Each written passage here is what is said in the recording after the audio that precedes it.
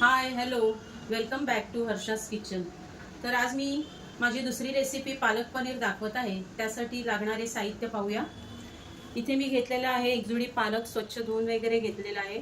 त्याबरोबर आपल्याला थोडीशी कोथिंबीर आणि एक मिरची ही त्याबरोबर शिजवण्यास ठेवायची आहे। प्लस मी ही आलं लसूण पेस्ट घेतली आहे, एक बारीक कांदा आणि एक लहान टोमॅटो, जिरं, तेजपत्ता आणि हिरवी मिरची ही आपल्याला फोडणीसाठी लागणार आहे। परत इथे सुके मसाले घेतलेले आहेत। इथे घेतला आहे मी तिखट, हळद, थोडा गरम मसाला, धणेपूड, काळमिरी पूड आणि कसुरी मेथी, त्याचबरोबर चवीनुसार मीठ आहे। शेवटी आपल्याला फोडणीकरिता वरून फोडणी द्यायची आहे, त्याकरिता इथे सुकी मिरची आणि काही लसूण कापून ठेवलेला आहे बारीक। आणखीन त्याचबरोबर आपल्याला तेल आणि थोडंसं बटर लागणार आहे। शेवटी महत्त्वाचा एक पदार्थ आपल्याला पनीर घ्यायचा आहे। तर चला मग रेसिपी बनवूया। इथे पाणी मी गरम करण्यासाठी ठेवलं होतं, कारण आपल्याला पालक शिजवून घ्यायचं आहे। बघा पाण्याला कड आलेला आहे। मी गॅस स्लो करते। त्यामध्ये आपण हा धुवून घेतलेला पालक घालायचा आहे। जास्त आपल्याला शिजवायचं नाहीये, एक दोन मिनिटच फक्त आपल्याला गरम पाण्यात परतवून घ्यायचे। त्याचबरोबर त्याच्यात मी कोथिंबीरही घालत आहे आणि एक हिरवी मिरची।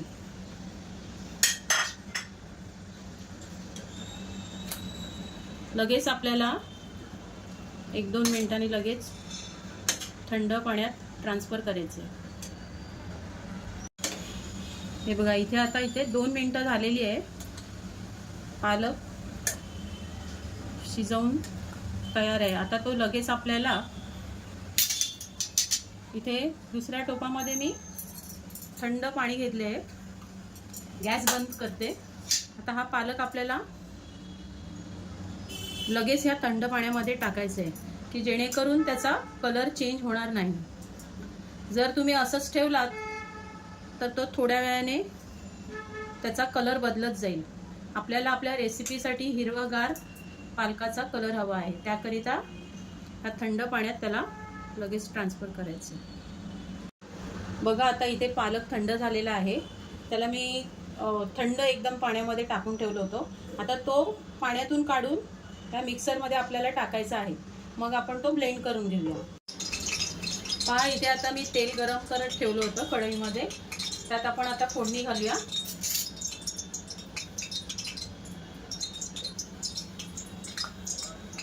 त्यात इथे मी जिरं आणि एक तेजपत्ता घालीत आहे।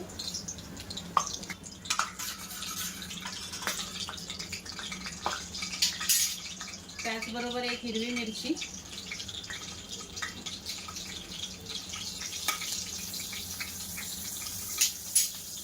लगेचच आपल्याला इथे बारीक चिरलेला कांदा घालायचा।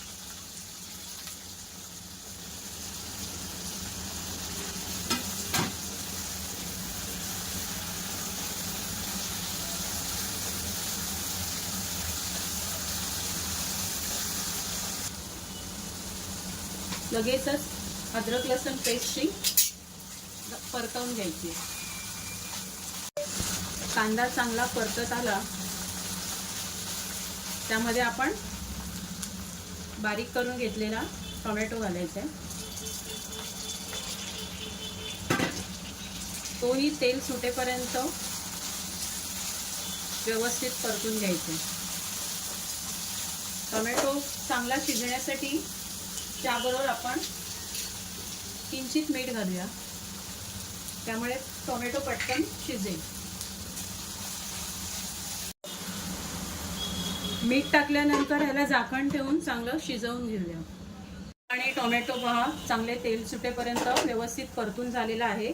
यापुढे आपल्याला हे घेतलेले सुके मसाले सर्व टाकायचे आहेत।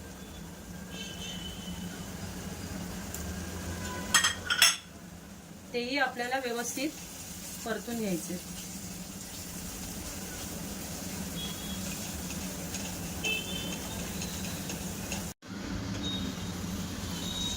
बघा आता आपली ही ग्रेव्ही चांगली शिजून झालेली आहे। व्यवस्थित त्याला तेल सुटलेले आहे। सर्व कांदा, टोमॅटो आणि सर्व मसाले व्यवस्थित परतले आहेत।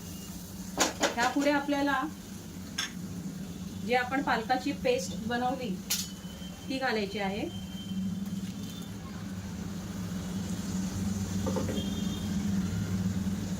व्यवस्थित तिलाही तेल सुटेपर्यंत परतून घ्यायचे.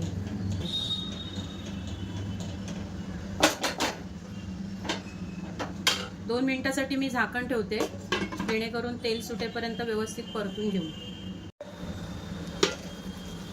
इथे आता पालकाला चांगलं तेल सुटलं आहे, व्यवस्थित पालक शिजलेला आहे.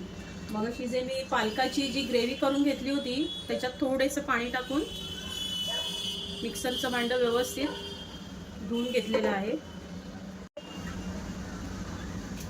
आपली ग्रेव्ही इथे थोडी घट्टच दिसते, त्यामुळे मी थोडं अजून पाणी घालते. पहा, एवढी ग्रेव्ही पातळ ठेवायची आहे. त्यामध्ये आता चवीनुसार आपल्याला मीठ घालायचं आहे. आधी आपण घातले होते त्या प्रमाणानुसार कमी जास्त करून आपल्याला मीठ घालायचं आहे. व्यवस्थित मिक्स करून घेऊया आणि पुन्हा एकदा त्याला झाकण देऊन एक वाफ काढून घेऊया. पहा, इथे आता आपली पालकाची ग्रेव्ही चांगली तयार झाली आहे. ग्रेव्ही मी आता इतकीच घट्ट ठेवणार आहे. तुम्हाला याहून पातळ ठेवायची असल्यास तुम्ही त्याप्रमाणे ठेवा. त्यापुढे आता मी हा पनीर घालणार आहे.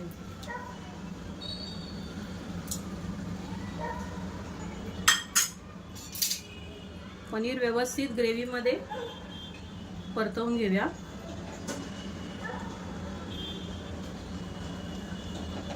काही जण पनीर हा फ्राय करून घालतात, पण मला तसं आवडत नाही, कारण काही वेळेला तो एकदम चिवट पण होतो फ्राय केल्यामुळे. त्यामुळे मी असंच घालते, तो खाताना व्यवस्थित छान सॉफ्ट लागतो. 2 मिनिटं आपण याला वाफ देऊया, त्यासाठी झाकण ठेवूया. मग 2 मिनिटांनी आपली पालक पनीर ग्रेव्ही रेडी आहे. इथे आपल्याला आता पालक पनीरच्या ग्रेव्हीला तडका द्यायचा आहे शेवटचा. त्यासाठी इथे तेल गरम झालेलं आहे.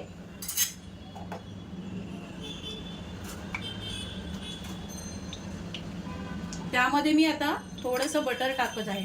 बटर टाकल्याने चांगली ग्रेव्हीला आणखीन टेस्ट येईल. बटर थोडं विरघळून घ्यायचं आहे.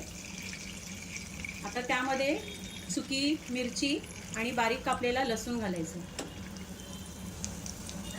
लसूण हा थोडा ब्राऊन होईपर्यंत आपण त्याला फोडणीमध्ये चांगला परतवून घेऊ.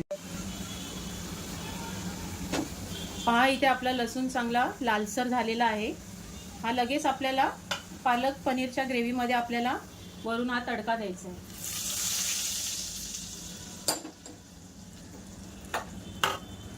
तयार झाली आपली पालक पनीरची भाजी. बघा, आपली पालक पनीरची ग्रेव्ही मस्त रेडी झाली आहे. तर तुम्हाला आता मी इथे जिरा राईस सोबत ती सर्व करते. माझी ही जर रेसिपी तुम्हाला आवडली असेल तर माझ्या चॅनलला तुम्ही नक्कीच शेअर, लाईक आणि सबस्क्राईब जरूर करा.